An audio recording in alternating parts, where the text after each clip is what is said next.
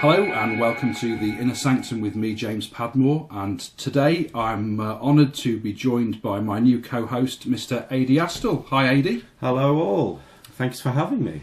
And we're going to be talking, ladies and gentlemen, about demons, which is a contentious subject, but I think it's a subject that needs to be grappled with. And explored. Exactly. And I think, given that this show is going out in January, we're in a new year, we're in 2018, it's a significant time of the year that specifically for the Christian faith, definitely having just gone through the Christian celebration of Christmas. So now I think is a good time to explore the alternative side of Christianity, the negative side or potentially negative side. It may be, it may have a bad rep, so to speak.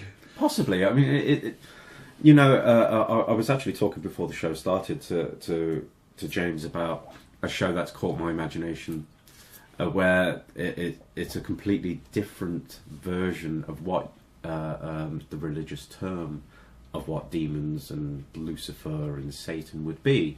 Where it kind of gripped my imagination that he's not actually evil, but he's a jailer of all the evil people in the world that goes to hell, which kind of gives it a different spin, in my opinion. And all those different spins, as you say, they're all valid. Yes. We talk about, as investigators, we deal with facts and evidence. And, as Adie's been saying, we spoke before the show, there aren't any real facts or evidence, other than potentially some of the cases in terms of exorcisms or possession, that really support either of the views about whether or not Lucifer, Satan, whoever you want to call him, or the demonic entities that supposedly work for him or do his work, there's nothing that really suggests that anything like that exists, and yet people fundamentally believe in it across the world. But primarily we're finding, from our own experience, I think... Oh, we're only speaking for ourselves. That it's America. Yes. We find that the title of this show is Demons Only Live in America. And we sort of wrestled a bit with that title. And I think, Adie, you picked that for a specific reason. I did. I was making a joke. Just a small joke. After 16 years of investigating ghosts and spirits and all that kind of thing, I've never really come across... And let me put it into perspective. I've travelled up and down the UK investigating, and I've never come across anything where I could go, well, that was pure evil that happened there. It must have been a demon. And every time you watch, say, a TV show or something like that, and I do speak to a lot of people from the USA or investigators and stuff like that. If I said I investigated something that was really bad, they would instantly tell me it was a demon. Yes. Instantly. So, I would go, no, it wasn't. Just because of how I react, just because I haven't experienced it doesn't mean it doesn't happen. But from my experience, I've never come across anything. And in a jokey way, to this person I spoke to, I said, why is it demons only live in America? Which the response was, they don't.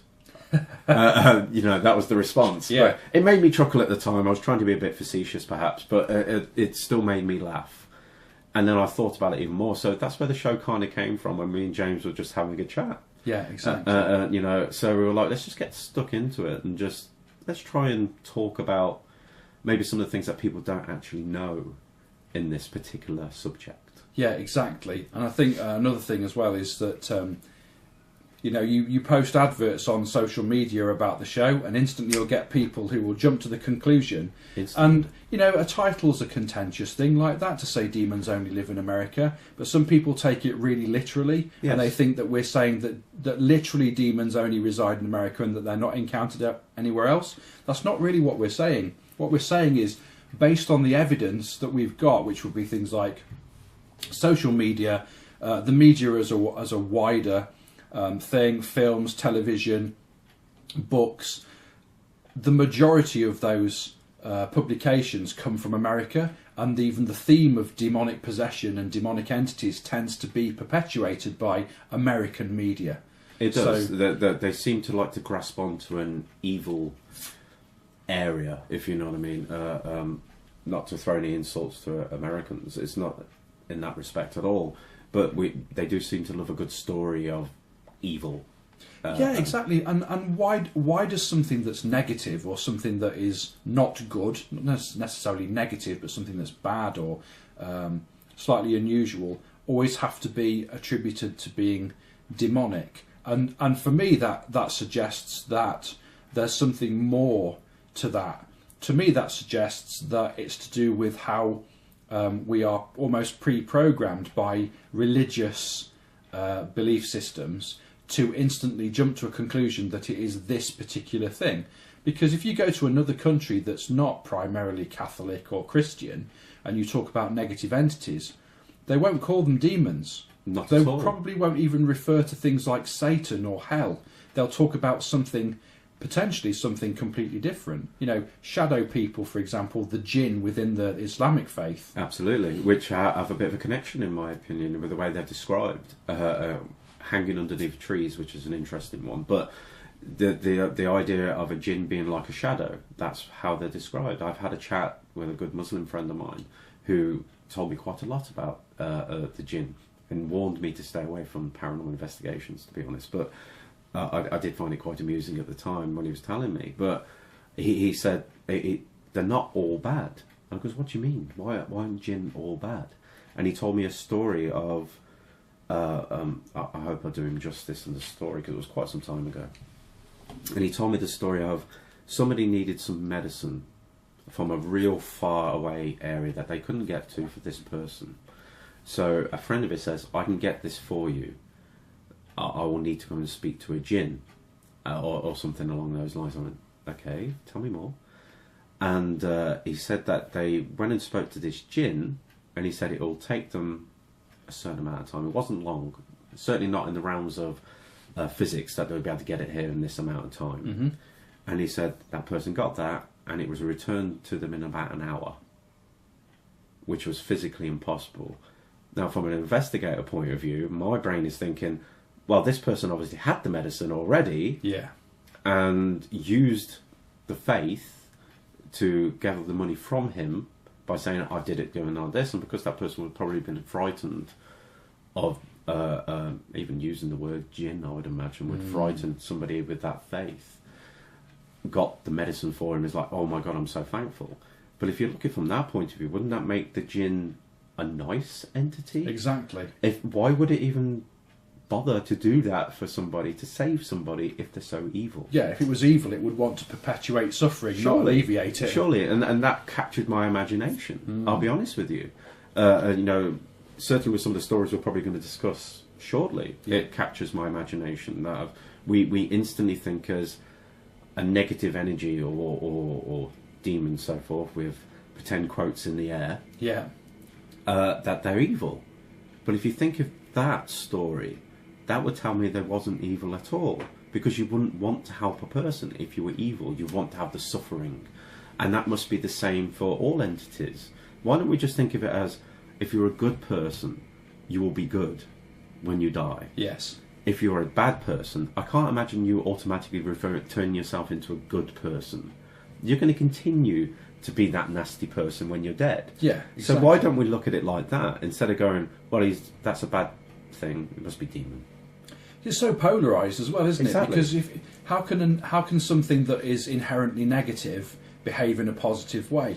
Because then it goes against its nature. Then Exactly. doesn't it? It doesn't make any sense. Which is how I've always looked at it. I mean, maybe I'll apply a bit too much logic to something that's mythologically, really, isn't it? If you think of it, it's mythological. To a certain extent, there's a religious element there, but it's also it's a contradiction. Yes. And it would be unusual for somebody to build a belief system and build in a contradiction into that, because surely they're building on a structure of rules, and that a negative entity would always be negative, in the way that the devil is always bad. He never does anything good in the Bible, does he? The devil is always the person who's the serpent. He's the deceiver. He's the liar. He's the one that tempts Adam and Eve. He's not the person that tempts Adam and Eve into biting the apple and then goes and helps them plant the crops. He doesn't do that. Precisely. It's a very human thing, I think, that we have to have good and evil in the world. And we have to have a name for something, I think. What about a person who just loses his temper? Yeah. And he gets angry? Does that make that person evil? No. he's just lost his temper, or she's lost their temper. It's kind of, you have to kind of apply that elsewhere. Exactly. In my opinion. Or could it be that, with ancient belief systems, ancient man, somebody who is seemingly normal and friendly one day but gets really angry, out of character, as we call it these days, out of character, perhaps that could be perceived several thousand years ago by somebody who doesn't really understand about certain things, that they might say, well, the demons possessed him today because he's behaving differently. Precisely. Rather than he's just in a mood. Agreed, which is a nice segue to what we're going to talk about of earlier times in human history. Yeah, exactly. We consider ourselves to be so advanced, but it wasn't that long ago where we were burning witches. You know what I mean? Not long at all. Not long at all. 400 years, something like that. Yeah, exactly. That's not that advanced. No. And even before that, I mean, from the we were burning witches in the 1400s and hanging witches and ducking them and various other things in the 15th century.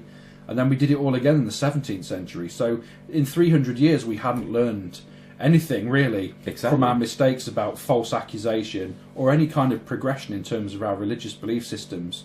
And who's to say, within the same sort of timescale, in the 400 years that have passed from the 17th century to the 21st century, what have we learned in terms of progression of faith? We haven't. We haven't moved on since biblical times in terms of those belief systems. I often say to people when they ask me, and believe me, a lot of people ask me, what do you think of witches, Adie? Because we're talking about it, and I'll let you know.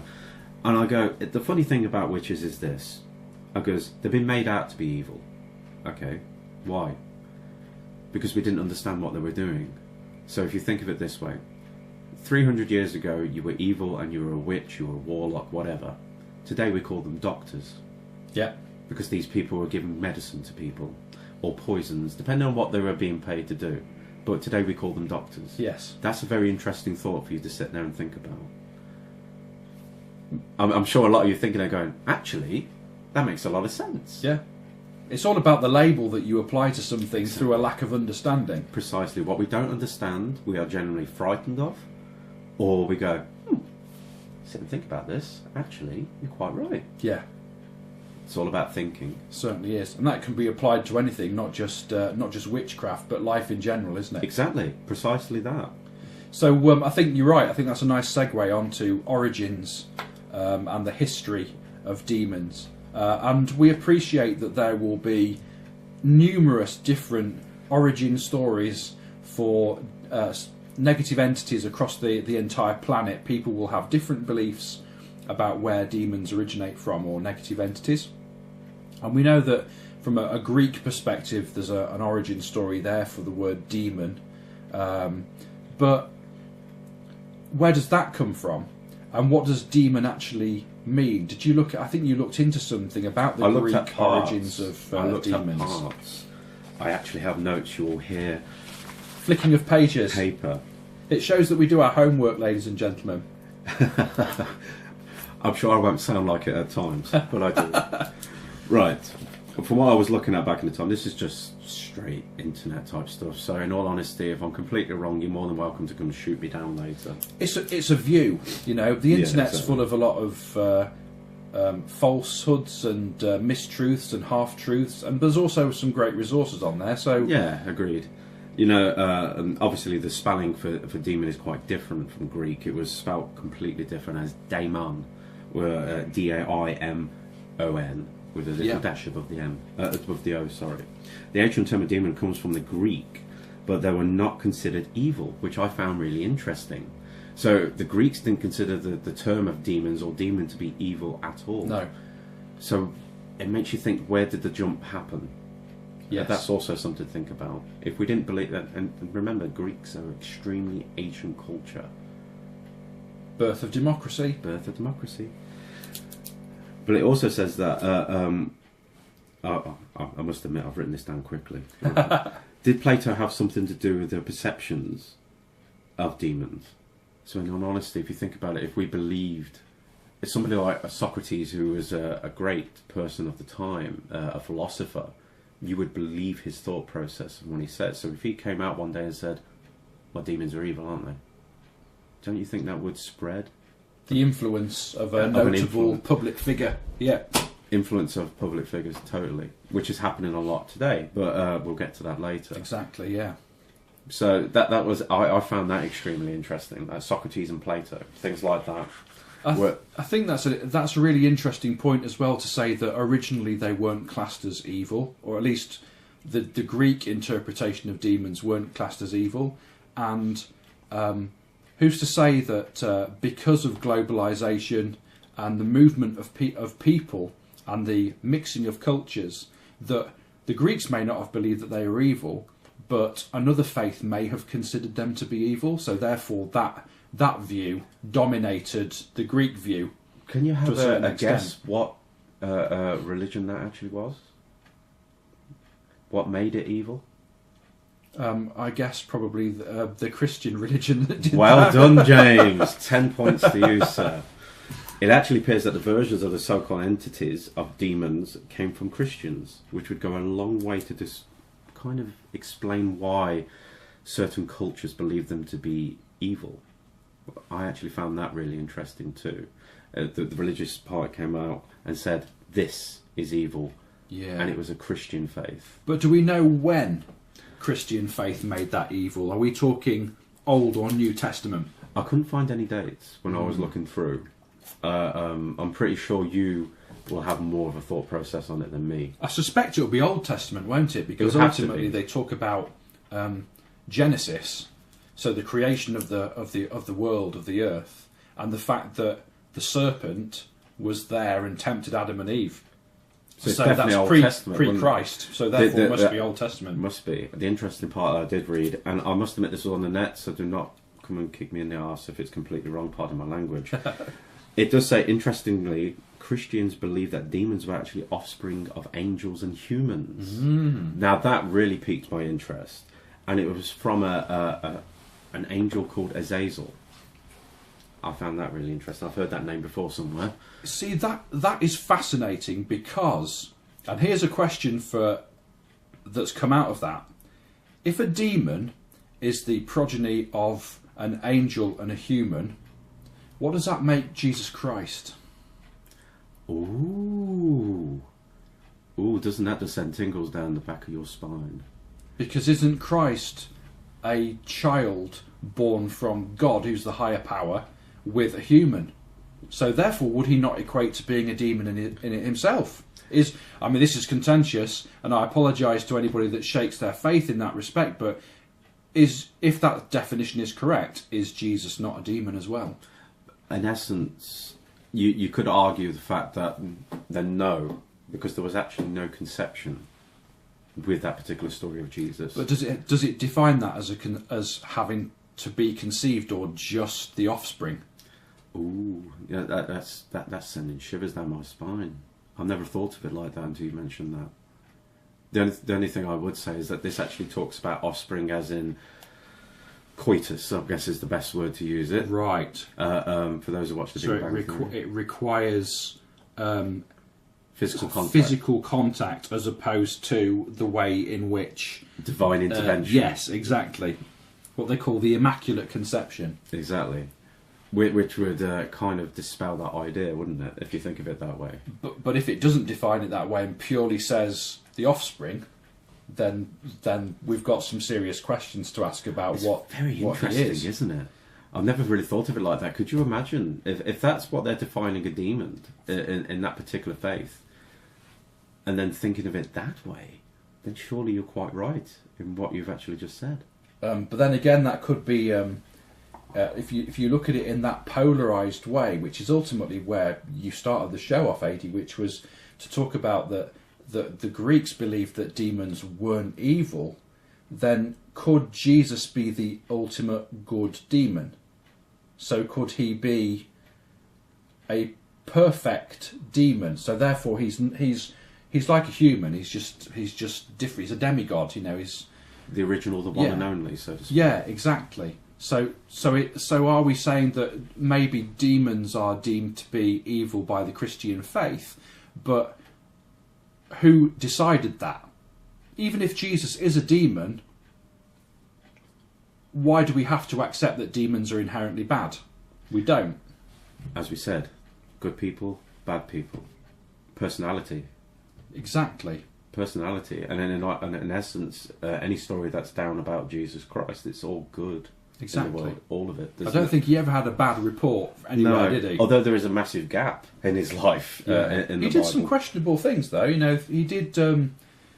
He did kick off to a certain extent with certain things, didn't he? I think he overturned tables and threw the many moneylenders out of the temple and things like that. So you can understand that he did lose his temper. Now, if Christians or Christ himself were supposed to be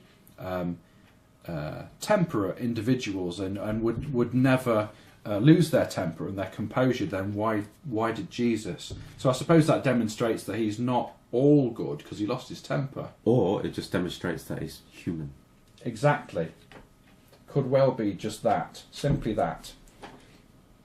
So, that said, let's move on to how demons are described, because if we did suggest that Jesus was a demon to a certain extent, human, then he doesn't look like the classic description of a demon, does he? The horned demon with wings and Exactly. tails and hoofs and all that kind of thing. No, not at all. Exactly, and that's an interesting description, and that comes from lots of different cultural perspectives, the hooves and the horns, etc.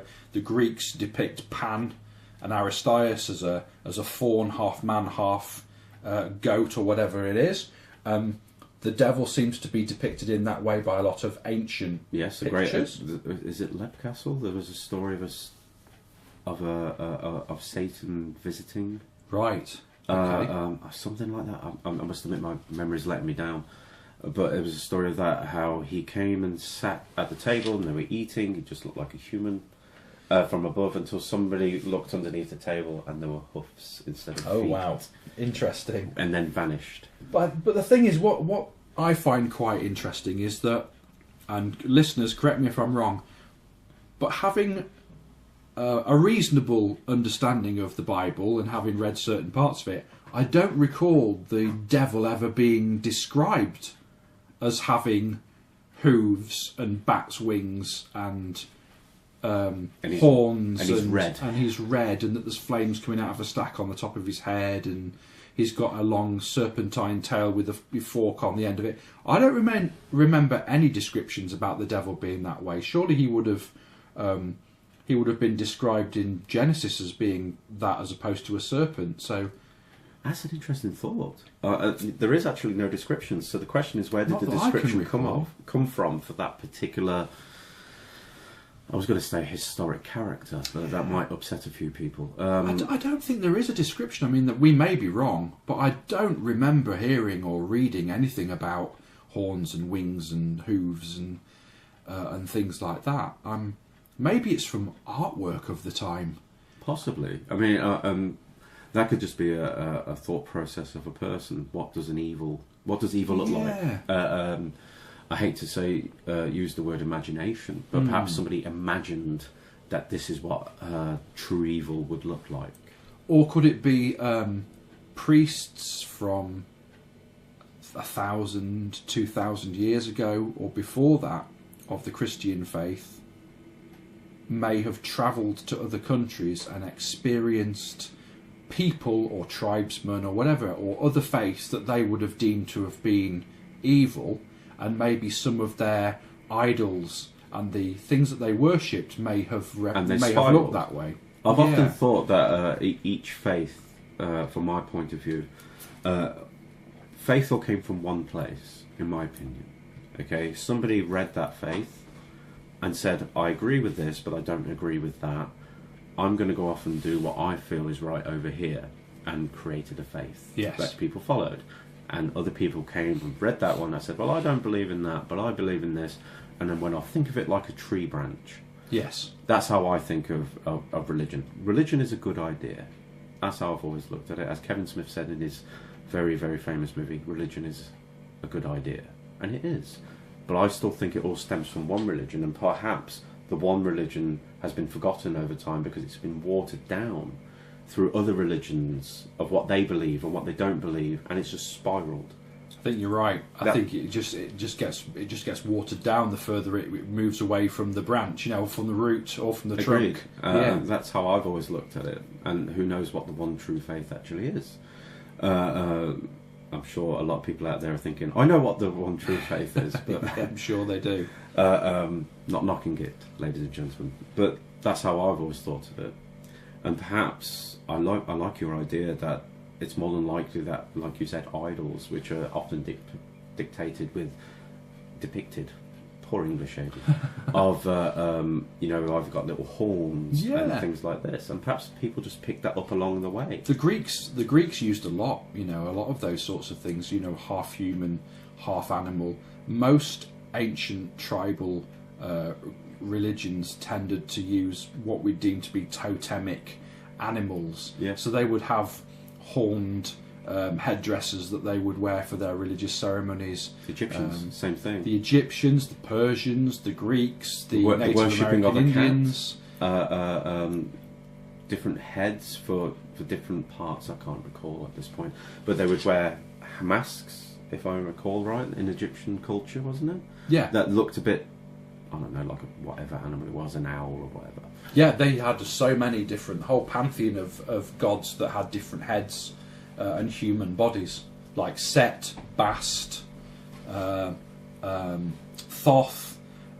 all of those different. Horus was a falcon-headed god, for example. And you can see me show my ignorance to that sort of thing. But you're right, they had so many different creatures, including ox, bulls, all the rest of it. Bull, prime example. The Apis bull was something that was worshipped by the ancient Greeks. It was also worshipped and venerated by the ancient Egyptians. Horned creature. There's so many different, like I said, totemic animals that were used by these tribal cultures, including Middle America, Mesoamerica, Aztecs, Maya, Toltecs. All of those different cultures will have been experienced at some point in time by different Christians going into those countries. The missionaries, for example, when they went into different countries to try and preach Christianity to the tribesmen, they would have been exposed to all of these different things and would have seen these idols, for want of a better word, being worshipped. And then they took parts of that and took it back with them. Yeah. I mean, look at the Aztecs, chopping people's heads off, blood ceremonies in order to sacrifice that to their gods. Being a Christian and witnessing that as being, to the Aztecs, a normal religious process to appease their gods. So, not evil. They saw it as necessary to keep the sun in the sky and the moon coming up and the plants to grow. The belief structure. Exactly. That was their process. But to other cultures coming in and witnessing that would have seen that as inherently evil, and then associate that evil with some of the gods that they worshipped. And if that god looked bad, or it might even look normal, but if it happens to have horns on it and they can see people's heads being decapitated to that god, therefore that god must be evil. The interesting word that you've used there is a plural, gods, not God. Exactly. Gods. Yeah. Which I find really interesting. So it's not just the big almighty, the belief structure of different gods, Zeus even, if you want to go back to the Greeks. Yes. And things like that. That I find very interesting too.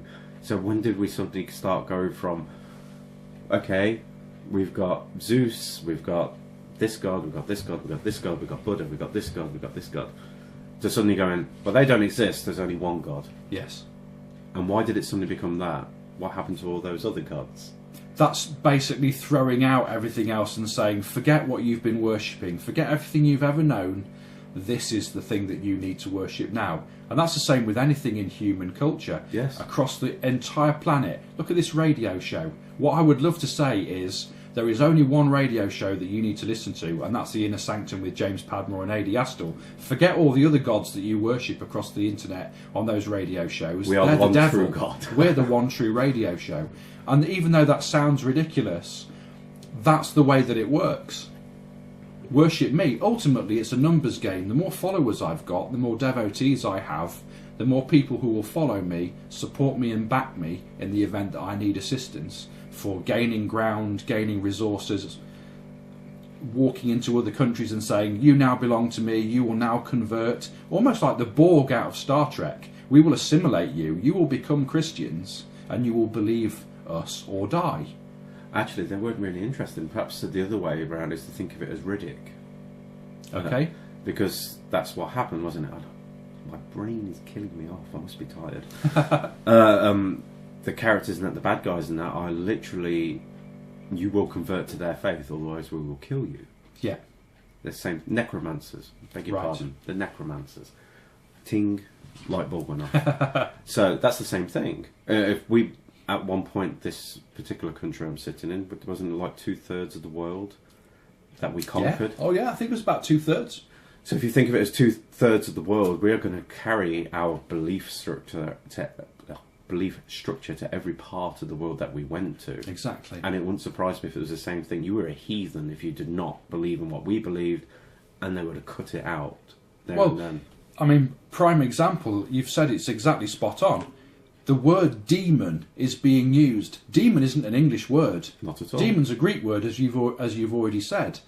So it's not British, but yet the Americans use it. Why is that? Was America populated in the early days by the Greeks? No. Who was it populated by? British, Spanish, Portuguese. The country was conquered. Exactly. I hate to say it that way, and I feel bad about it, but it was conquered. The original Native Americans, I'm pretty sure they didn't believe in Satan and things like that. No, they have their own, and they still do have their own belief system. And again, totemic animal worship. And again, if you look at it from a Christian perspective, talking about witchcraft and we'll get onto that soon as well. What is it that witches tend to use? Familiars. What are familiars? Generally animals that do your bidding. Now, if you're worshipping an animal, you have a familiar potentially, so therefore you're a witch straight away. The witch doctor, as they call them, witch doctor, tribal, Native American witch doctor. He's not a witch. What he's doing is, again, going back to what you said about things like herbal remedies, and he's a shaman. You know, he's conjuring up good spirits, for example, to do the work to heal somebody who's wounded or to make their crops grow, etc. But the Christian faith will have seen that as being worshipping Satan, and they will want to have quashed that from a religious perspective as well as from a resources point of view. If your religion is fundamentally opposed to mine, you're my enemy. If I'm Christian and I'm the good side and you're opposed to me, you must be the devil. And that's the yin and yang, positive and negative, black and white view that conquerors, as you said, had about the world.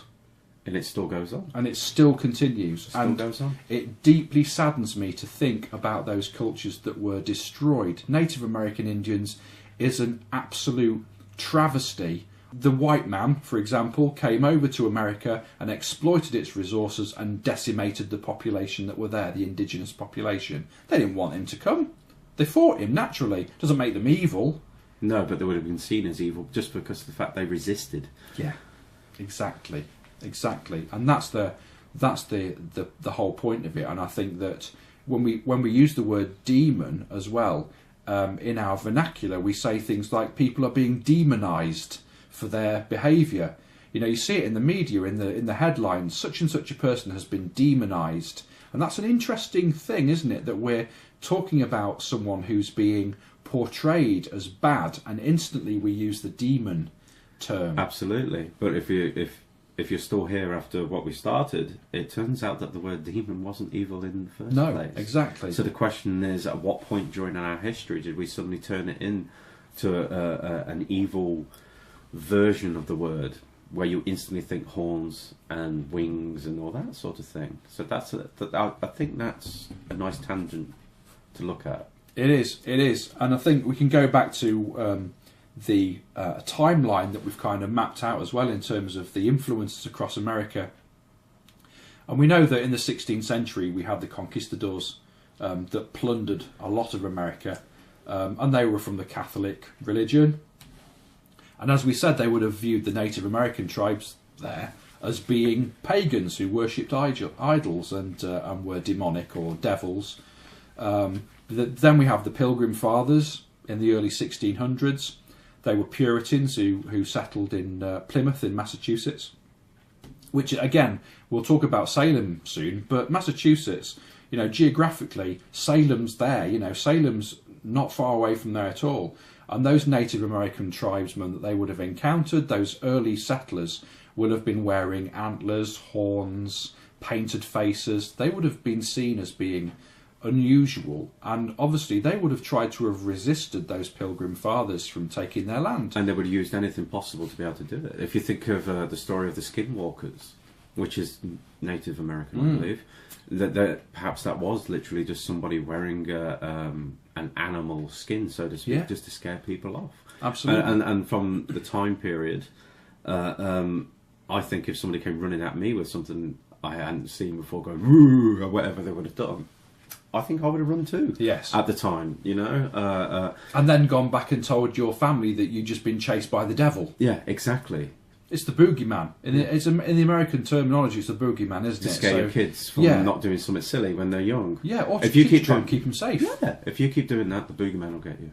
You have to be home before 5 o'clock, or the boogeyman will get you. And for early settlers, that was a very real threat. There are Indians out there.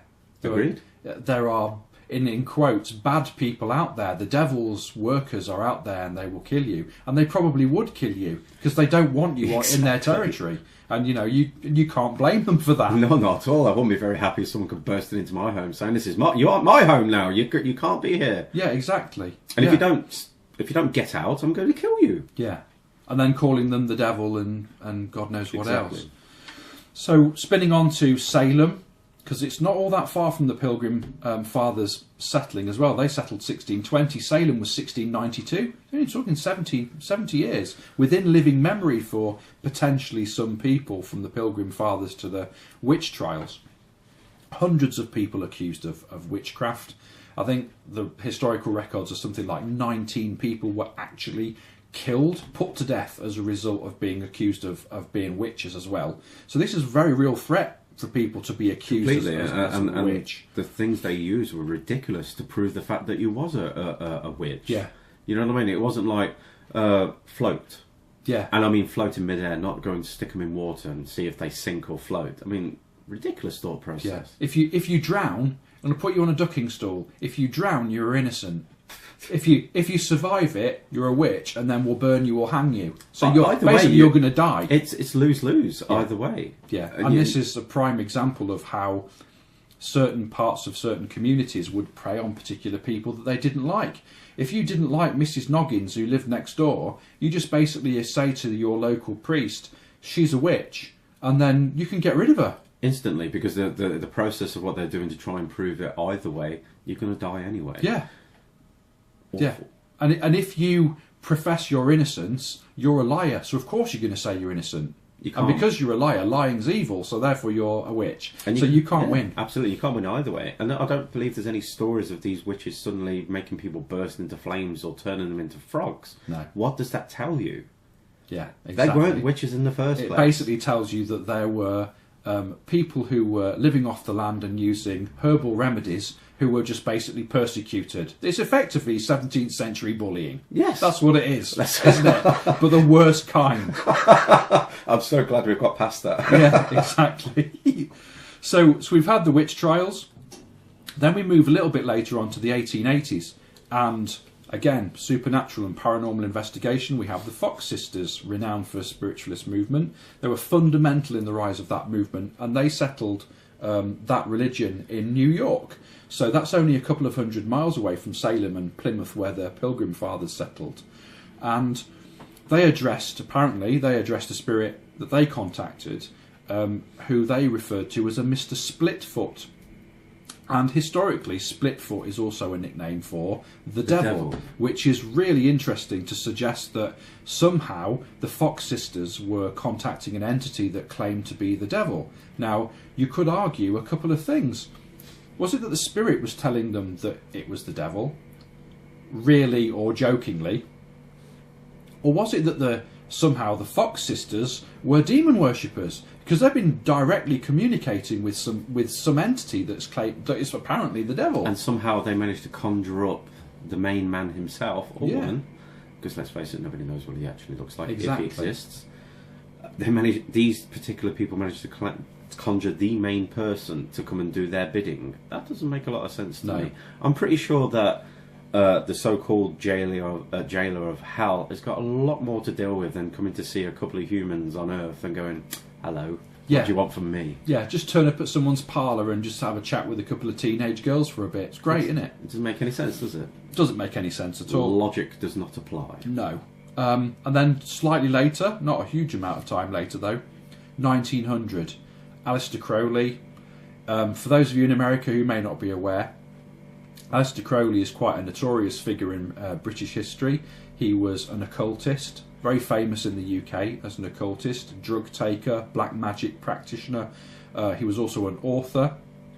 A really weird character generally, and I would recommend that you at least Google him and have a look at Aleister Crowley to see what sort of an unusual life that he led. But he went to America in 1900 and he revisited there in 1914, and he stayed there for 5 years and he travelled around America. Now, being an occultist and a devil worshipper and an author and a very charismatic individual who took lots of people on in terms of his religious beliefs. So the Thelemites, if you look up the Thelemites, his church, he influenced a lot of people across America, and the shockwaves of his occultist and black magic practices may still be felt 103 years later, or whatever it is, since his first visit or his second visit to America. So he's just a drop in the ocean, but I think still a fundamental influencer of the black magic worshipping side of things in America. It just goes to show, though, it's all about packaging, isn't it?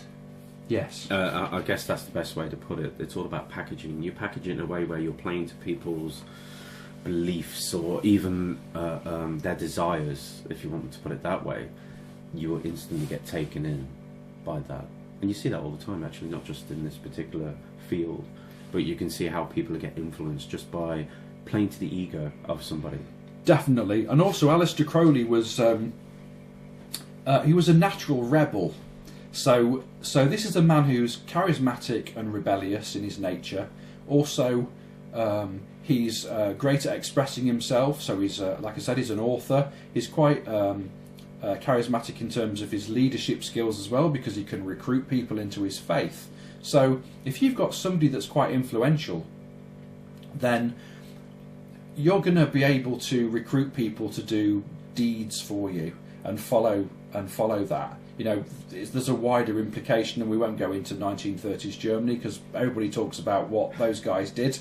But Aleister Crowley obviously has some influence, and some of his followers were quite notable in terms of their positions in American society and industry. So in 1940s, there's a man called Jack Parsons, who many of you listeners may know him as a jet propulsion engineer, and he worked in the American space program. And he was a devotee of the Thelemite Church under Aleister Crowley, and himself a practitioner of black magic. And he was quite notorious. There were quite a few things that he got involved with that were shady, to say the least. To say the least. And a very interesting link here is that he was also an associate of L. Ron Hubbard, who was the founder of Dianetics and Scientology. And we all know about the Church of Scientology. Through one actor, really, if you think about it. Yes, exactly, and also through some notable documentaries recently. So, for our own sake, we're not going to go into Scientology. Just to say that L. Ron Hubbard and Jack Parsons were allegedly associates and were quite close, from what we can gather. Now, that's the 1940s. Into the 1950s, we return back to the Salem witch trials in the form of Arthur Miller, the playwright. He wrote a drama called The Crucible, and there's many of you out there might have seen the 1996 film featuring Daniel Day-Lewis. I think Winona Ryder was also potentially in that film as well. And that covers the Salem witch trials, and that had quite a resonance with America. It featured a lot on Broadway, lots of television dramas as well, covering the Salem witch trials. So again, witchcraft, negative entities, possession, the devil told me to do it, all those sorts of themes that come out of the Salem witch trial, either in reality in terms of the historical documents and also some of the fiction that Arthur Miller injected into the story. Fiction, what a great idea. Exactly. But that has resonance with the general public as well. So they'll carry that belief. And this is the 1950s. We're not talking the 1850s. This is only 60 years ago, 60, 70 years ago. Then we move on to the 1970s with a religious leader called Pastor John Hagee, who's in San Antonio in Texas. And he's written quite a famous book, and a very popular book, which was called The Invasion of Demons, the battle between God and Satan in our time. Now, Pastor John Hagee says the country, in other words in America, is being invaded by demons, and that they're spreading like wildfire across all of America by recruiting youngsters into occultist practices. And I think he's currently got something like 17,000 members in his evangelical church. He does a lot of sermons on demons and how to fight them in our society. And he also draws comparisons between current world events and those that have been prophesied in the Bible. So, and that also includes obviously the rise of Satan. If you look on YouTube, there's lots of sermons by Pastor John Hagee. And he also talks about the end times as well. So, very popular theme at the moment to think about the Book of Revelation. Absolutely. And the coming of Satan and the end of the world. Some people would say that's happened already. I won't get into Yes, exactly. Yeah, definitely. Interesting times that we live in. And then in the 80s, we've got court cases. So you may be aware, court cases for a rock band called Judas Priest. They were a UK rock band. They got prosecuted in America because there was they were accused of their music being influential in the suicide of a couple of teenagers. And also Ozzy Osbourne, the famous rock musician, he also found himself accused of concealing, as Judas Priest were accused of concealing satanic subliminal messages. I think, funnily enough, the suggestion was in the Judas Priest song, "Do it," or something like that. Which was instantly evil, obviously. And because these teenagers killed themselves after, or one of them I think succeeded in killing himself, the other I don't think he did. But because "Do It" was in this song, and they'd been listening to some of that music before they did it, therefore the association was there and it was their fault. And this was ludicrous, but again, this is like demonising individuals, exactly, picking somebody to blame or something to blame. The theme of this so far seems to be perception, doesn't it? Yes, and also finding something to vent your frustration at, something to blame. Something happens in your life. Is it your fault? Is it an external force that you can blame an individual? Or if you don't have an individual to blame, what do you do if you can't accept any responsibility yourself? Well, you blame it on something you can't see. That's a very human reaction. A rock band, for God's sake. Admittingly, back at that time, that particular form of rock would have been very different to the very beige music that they would have had in the 40s and the 50s. Definitely. And it was beige, as Billy Connolly said, beige. Yeah. The whole world was beige. And to have that kind of colour injected into the world at that point, I'm pretty sure would have probably sent a few people, what the bleepity bleep. Yeah. So they had to blame something. It was probably their way of just, well, we need to do something about this music because it's not right, I don't like it, so I need to, as you keep saying, demonise it so people don't like it anymore. Yeah. But people are rebellious in nature, so you tend to actually have the opposite reaction from people. Instead of running away from it, people don't like to be told what to do. Exactly. So you go towards... And it spreads then, and becomes popular. Then it becomes part of pop culture. And who is it owned by? It's owned by teenagers. Absolutely. You know, the natural rebellious nature of teenagers means that they will gravitate to things that mean that they can rebel against their parents. And if you look at Satan or Lucifer or the devil as a fallen angel, the easiest comparison that you can draw is that Satan is a rebellious teenager rebelling against his father. So that's quite an interesting thing, because if you look at Satan as being like a rebellious teenager, as opposed to somebody who's inherently evil and everything that comes with that, then we know that our own teenagers in our society aren't 100% evil. Yes, exactly. And that they're all demons. So why should we see somebody, even if they are a deity or a demigod or whatever, there's still going to be a good side to them, potentially. Of course. I look at it this way. Think of it as somebody stamping their feet and being sent to their room. Because that's exactly what it is. He got banished from heaven, Samael, whatever they called him at the time. Or as you called him earlier on, the Lightbringer. Yeah, so Lucifer. Lucifer the Lightbringer. So he was basically sent to his room, if you think about it, which in this case happened to be made out to be hell, where he had other followers. People followed him from heaven, other angels and things like that. But that doesn't make him evil. It just means he wasn't happy with something, kicked off, and his dad was obviously a very big disciplinarian. Yeah. That's what it sounds like to me. My way or the highway. Exactly. Yeah. My way or the highway. Same thing here, if you think about it. I'm just wondering when it suddenly got flipped, that we suddenly started calling him evil. Where did it come from? Yeah, and that the people that work for him are evil.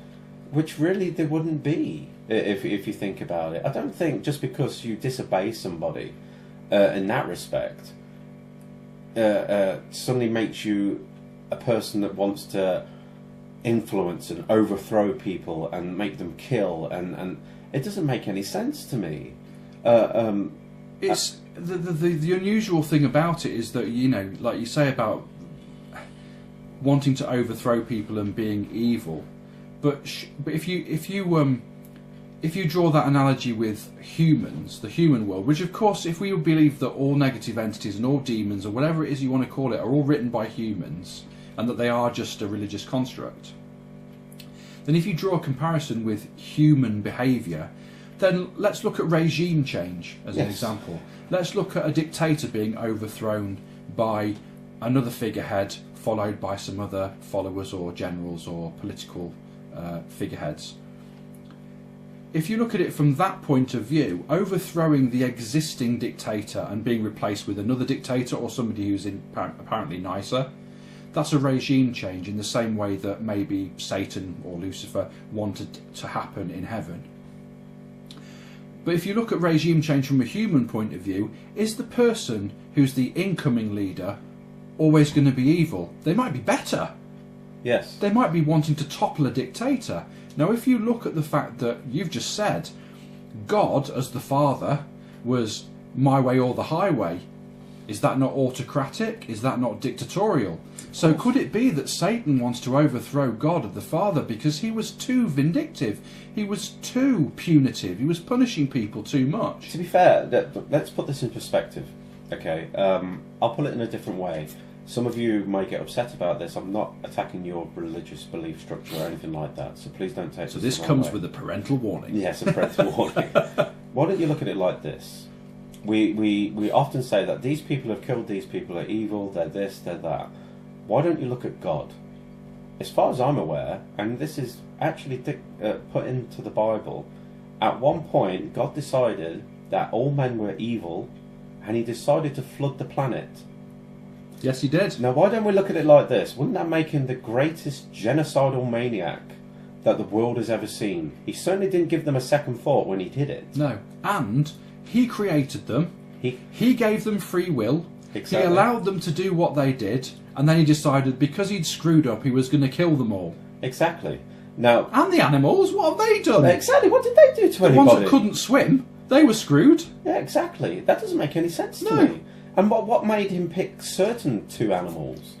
Why them particular two? Were they like praying at night, sacrificing themselves to God's way and all that? You've got to look at it like that. You can't just say, well, the devil must be evil and God must be good. Well, evidently God isn't. If anything, he's a genocidal maniac. Yeah. Who decided to destroy the planet. Yeah. And if you look at him on a wider thing as well, not specifically just the flood, but God by definition, okay? He's omnipotent, right? He's all powerful. He's omnipresent. He's everywhere, right? If he's all, and he controls everything, right? Everything is God's will, okay? Your thought processes come from God. Exactly. So if God is all powerful, he's everywhere, and he controls everything, then that means that he kills people with heart attacks and floods. He gives diseases to newborn babies. He allows prostitution and child abuse to happen. But he also does good things, like he makes the sun come out. He makes couples who didn't expect to have a baby have a baby. But if he's not bad and he's all good, why would he allow all the nasty stuff to happen? And also, why would we need the devil and demons to do that? Exactly. Now, let's flip it again. You hear stories of God doing this mass destruction to the planet. I haven't heard a story of Satan, the devil, Lucifer, or whatnot, suddenly deciding that he's going to kill the human race or animals. Have you heard a story about that? I don't believe I have. And here's another thing: in our legal system, we have something that's known as force majeure, right? Okay. Which means basically an act of God, right? Why don't we have an act of the equivalent of an act of Satan? Why do we say that something bad, like a tree falling over and hitting your car or a flood, is an act of God? Why isn't the devil included in that? Why don't we include the devil in our judicial and our legal system in the way that we do God? It's an interesting thought, isn't it? You have to swear on the Bible if you go on under oath. You don't swear on Satan. No. But you swear on the Bible because you're making a pact with God to say, I am never going to lie. I yes. The truth and nothing but the truth. But the thing is that if you lie in court, having sworn on the Bible, you are not punished for being evil. You've basically perjured yourself, so you've committed perjury. But that isn't a demonic. There's no demonic no attributes of the devil associated with that charge. It messes with your head, because you can't. How can you rationalise it where the devil is supposed to be everything that's bad in the world, yet there's no reference to the devil when something bad happens? Exactly, and this is happening all over the world. If you think about it, it actually sounds like we're very pro Lucifer in this chat. But I think we're playing what we call devil's advocate. Exactly, the evil that you hear about is certainly from. Admittingly, it's humans that tend to be the evil party. Thank you for visiting the Inner Sanctum with James Padmore and Adie. Join us again next month for part 2.